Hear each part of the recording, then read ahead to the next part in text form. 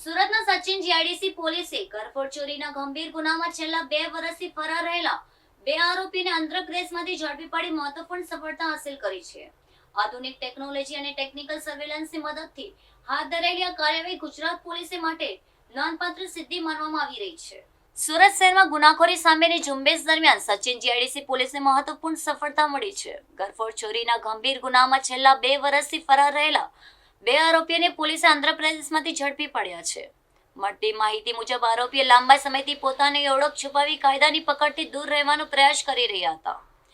જોકે સચિન જીઆઈડીસી પોલીસે આધુનિક ટેકનોલોજી અને ટેકનિકલ સર્વેલન્સની મદદથી તેમની હિલચાલ પર નજર રાખી હતી. તપાસ દરમિયાન આરોપી આંધ્રપ્રદેશ હોવાની ચોક્કસ માહિતી પોલીસને મળી હતી. ત્યારબાદ પોલીસની વિશેષ ટીમ આંધ્રપ્રદેશ પહોંચી કાર્યવાહી હાથ ધરી હતી. સુનિયોજિત ઓપરેશનના આધારે બંને આરોપીઓને સફળતાપૂર્વક ઝડપી લેવામાં આવ્યા હતા. આરોપીઓ સામે ઘરફોડ ચોરી સહિતના ગંભીર ગુનાઓ નોંધાયેલા હોવાનું જાણવા મળ્યું છે. લાંબા સમયથી ફરાર હોવાના કારણે પોલીસે તેમની સતત શોધખોળ કરી હતી. ધરપકડ બાદ બંને આરોપીઓને સુરત લાવી કાયદેસરની કાર્યવાહી હાથ ધરવામાં આવી છે. પોલીસે હવે તેમની વધુ પૂછપરછ કરી અન્ય ગુનામાં સંડોવણી છે કે નહીં તે અંગે પણ તપાસ શરૂ કરી છે. આ સમગ્ર કામગીરીમાં ટેકનોલોજીનો અસરકારક ઉપયોગ કરવામાં આવતા આરોપીઓ સુધી પહોંચવું શક્ય બન્યું હોવાનું પોલીસ દ્વારા જણાવવામાં આવ્યું છે.